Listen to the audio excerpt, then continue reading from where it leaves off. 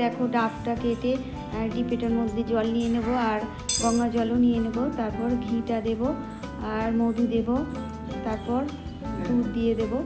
তো দুধটা ছিল না বলে তোমার দাদাভাই আনলে দেবো।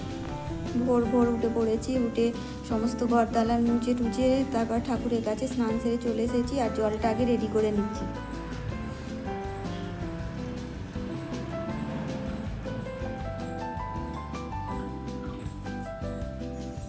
সিদ্ধিটা দিয়ে দিচ্ছি, এবার দেখো সিদ্ধিটা দিয়ে দিলাম। দুধটা হ্যাঁ যা অসুবিধে নেই, আমি জোগাড় করতে করতে হয়ে যাবো। দাঁত বেঁধে যাবে,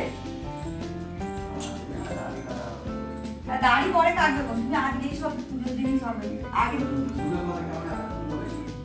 সকালবেলায় আমি জল করতে গিয়েই তো মনে পড়েছে। তাই এই তুমি আমি জানি করবে কখন দোকান খোলার ব্যাপার আছে না, সেই কারণে এসেও তো দাড়িটা কাটতে পারছে। আমি জল করে এখানে পুজো করবো তবে তো। ও আচ্ছা আচ্ছা ঠিক আছে, তাহলে ঠিক আছে করে দাও, আমি এখানে করতে আসতে আমি যখন এখানে ঠাকুরের কাছে দুধটা আনা হয়নি, দেখো তোমাদের দাদাভাই এনে দিল, তারপর দুধটাও ঢেলে দিলাম।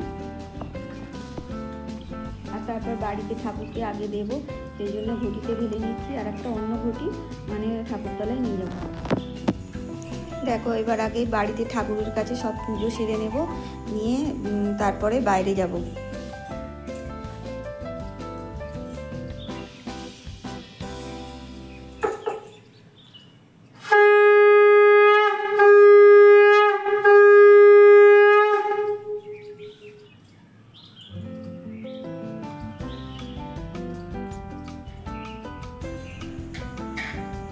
দেখো এবারে কৌটোর মুখটা দিয়ে দেব আর এবার ব্যাগের মধ্যে এক এক করে সব গুছিয়ে নেব। দুটো বেল নিয়েছি, দুটো মালা নিয়েছি, দুটো গাঁজা কলকে, দুটো পইতে, সব কিছু দুটো দুটো নিয়েছি, কারণ হচ্ছে বাবুও জল ঢালবে তাই।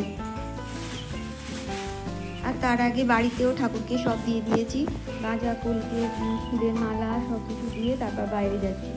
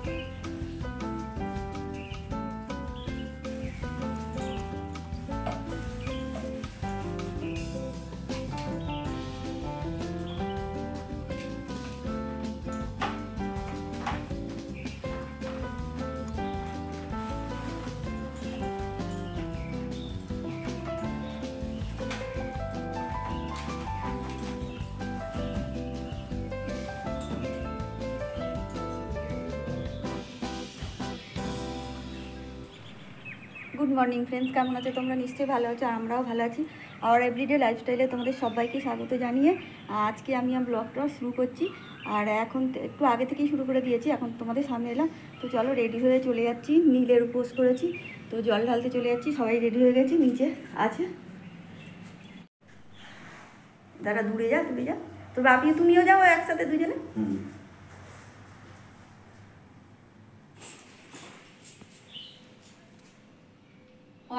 ফটো নয় ঠিক আছে, ভিডিওই চলে আস। ঠিক আছে চলে এস। দেখো রেডি হয়ে বেরিয়ে পড়েছি গেটের বাইরে। তোমাদের দাদাভাই এবার ওই গাড়িটা নিয়ে আসবে উপর থেকে, তাহলেই চলে যাব।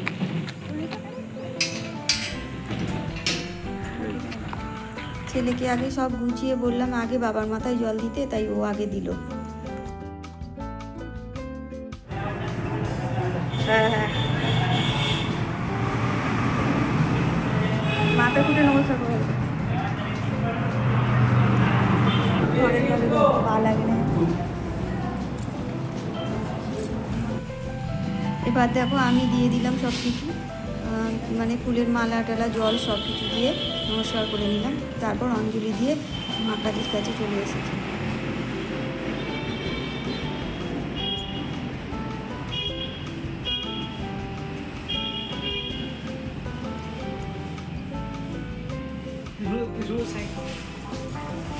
ওই মন্দিরের মধ্যেই মায়ের কাছে এবার চলে এলাম। মায়ের কাছেও পুষ্পাঞ্জলি দিয়ে পুজো দিয়ে তারপর বাড়ি চলে এসেছি। দেখো কেউ চিনতে পারো কি মায়ের মন্দিরটা? আর এসে তো বাবুকে সাপ ভুলে দিলাম, ও তাড়াতাড়ি 8টার মধ্যে পড়তে চলে গেল। তারপর আমি একটু শুয়েছিলাম, তারপর ভাবলাম না আগে রান্নাগুলো করে নিই, তাই আগে তরকারিটা দেখো আলু কষা যেটা হবে সেটাই আগে বসিয়ে দিয়েছি।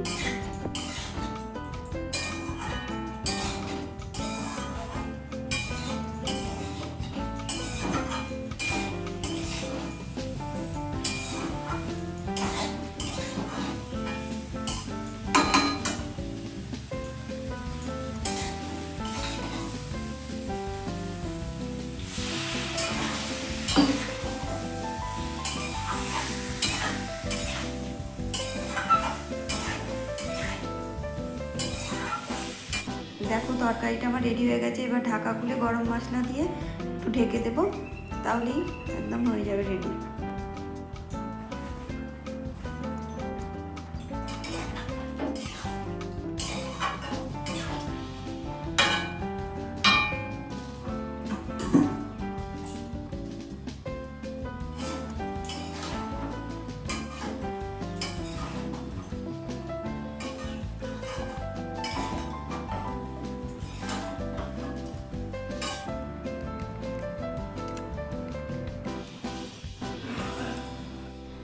দেখো চানা মটর রেডি হয়ে গেছে। আর এটা তো আলু কষা বলোই, আলু কষাই হয়েছে, ঝোল হয়নি। আর একটা ময়দা মেখে নিয়েছি, পরোটা হবে। আর এখানে শসা কেটে নিয়েছি আর লঙ্কা নিয়েছি দুটো।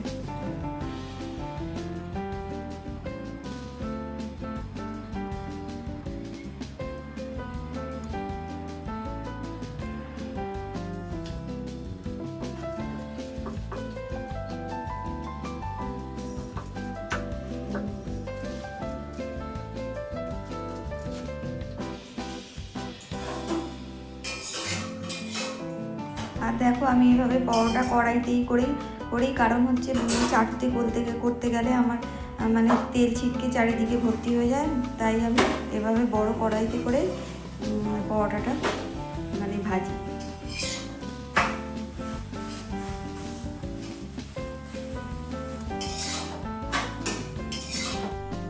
তোমাদের সাথে একটু গল্প করতে চলে এলাম।